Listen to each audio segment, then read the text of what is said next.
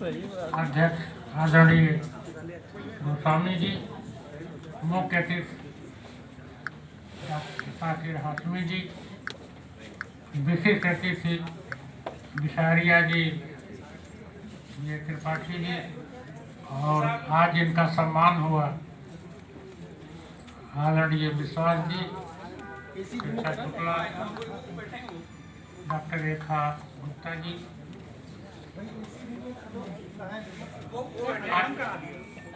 आजुरी भर रोशनी ये पुस्तक है, आजुरी पुस्तक है और भर माने इसके अंदर जो भरा है और रोशनी माने काव्य। ये जो है इस पुस्तक के नामकरण का भाव है, आजुरी भर रोशनी। पटना से नया पल्लव पब्लिकेशन से प्रकाशित है। 500 रुपये कृति है। 51 इसमें रचनाकार हैं। अंदर उनकी प्रतिनिधि रचनाएं होंगी ऐसा हम मानकर चलते हैं। और ये सही है कि जहाँ भी आपको साझा संकलन में रचनाएं देनी हो वहाँ प्रतिनिधि ही देनी चाहिए। कई बार दोहरा करके ढंग मतलब वो आपकी छवि जो है बाहर प्रकाशित हो रही है। ये साझा संकलन का जो परंपरा है और इस साझा संकलन जो चल रहा है ये अति प्राचीन है। ये दस्तावेज होता था। मिश्र बंधुओं का साझा संकलन ही था वो, उस समय के सारे साहित्यकारों का। और हिंदी शब्द सागर, ये दो वो मैटर से सामग्री थे जिससे श्याम सुंदर दास को इतिहास लिखने का अवसर मिला। ये सामान्य चीज नहीं होती। दस्तावेज ये समकालीन दस्तावेज होता है और इसकी उपयोगिता बहुत होती है। व्यक्तिगत अपनी पुस्तकों से साझा संकलन की उपयोगिता ज़्यादा होती है। इसलिए साझा संकलनों में अपनी प्रतिनिधि रचनाएं देनी चाहिए। उससे ये पुस्तक जो है संग्रहणीय होगी, लाइब्रेरी के लिए होगी और इससे समकालीन नवसृजन से जुड़े हुए लखनऊ के जो साहित्यकार हैं उनका विधिवत परिचय भी मिल जाएगा, उनकी रचनाएं भी मिल जाएंगी। वो किस विधा में लिखते थे इसका भी परिचय मिल जाएगा और उस कवि का श्रेष्ठतम कृति भी मतलब रचना भी मिल जाती है।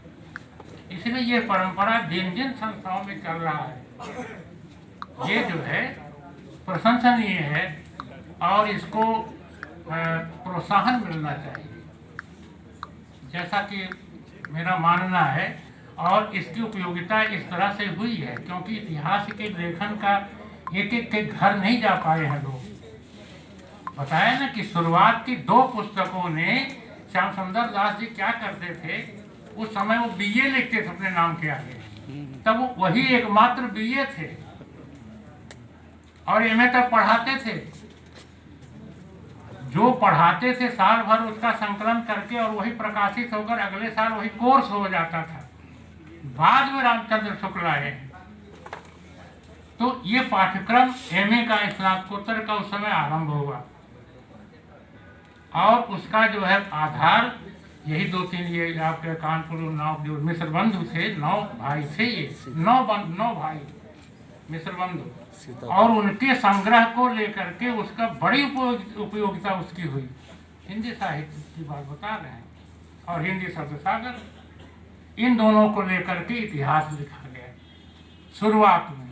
तो ये भी जो है कहीं न कहीं सहयोग में आएगी और इसमें आप लोगों की जो रचनाएं ज़्यादातर इसमें इस पुस्तक के रचनाकार ज़्यादा हैं, मतलब 51 है तो 51 तो हमें लगता है तो रचनाकार भी इसमें आए होंगे।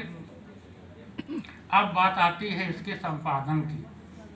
संपादन आपने किया है, आप कहेंगे हमने किया है, चलिए दोनों ने किया, मान लेते दोनों ने किया। लेकिन इसके डायरेक्टर यही हैं, जैसा इन्होंने कहा। और इस संस्था के जो चेयरपर्सन हैं हाशमी जी, है ना, वो जो मध्यम वर्ग आप अपनाए हैं, उसी मध्यम वर्ग मतलब मध्यम मार्ग का जो अपनाने से ये पुस्तक इतनी मोटी हो गई।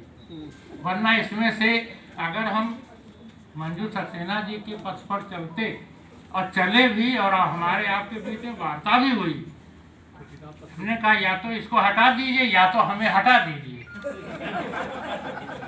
ये सब हो चुका है। फिर आपने बताया नहीं, मध्यम मार्ग वाली बात बताई, अभी आपने स्वयं कबूल किया, तो हम भी मध्यम मार्गी हो गए। क्या किया जाए? अहम छंद के व्यक्ति हैं, मेरा ज्यादा आग्रह छंदों पर होता है और उससे हम कहीं समझौता नहीं करते। आप खूब लिखिए, लिखिए जितना लिखना हो। आप क्यों उसको जो है नाम क्यों दे रहे हैं? नाम अगर वो उस विधा में बैठ नहीं रहा है तो नाम मत दीजिए। आप अपनी कविता करिए और यही अंत में जो है कविता कह के दीजिए। क्यों आप उसमें विधा का नाम क्यों दे रहे हैं? भूषण जी गलत तो नहीं कह रहे?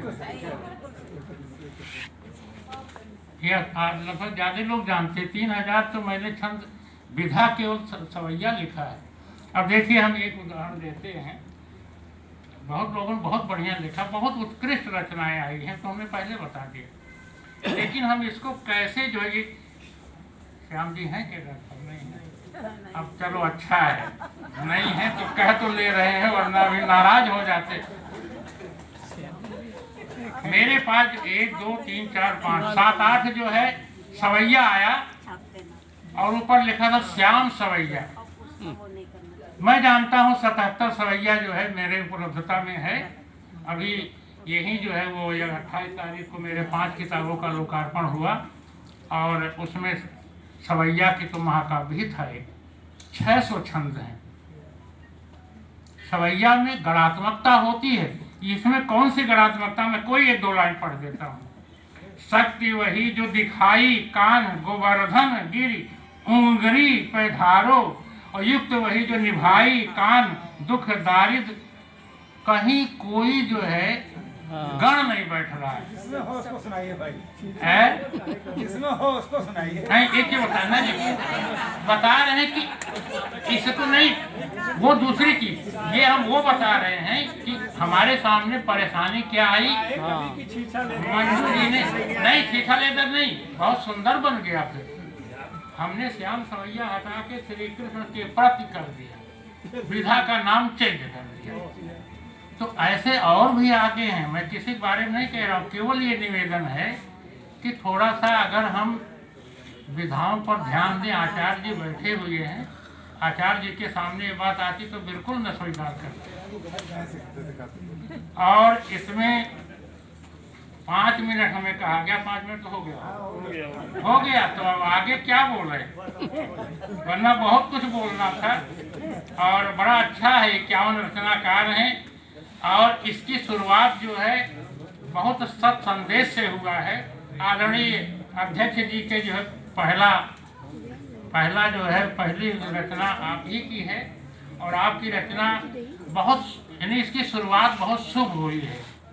सत संदेश में आदरणीय विष्णुगिरी गोस्वामी जी ने लिखा है, मन में राम जगाइए मन का रावण मार, शुभ की होती है विजय अशुभ जाएगा हार।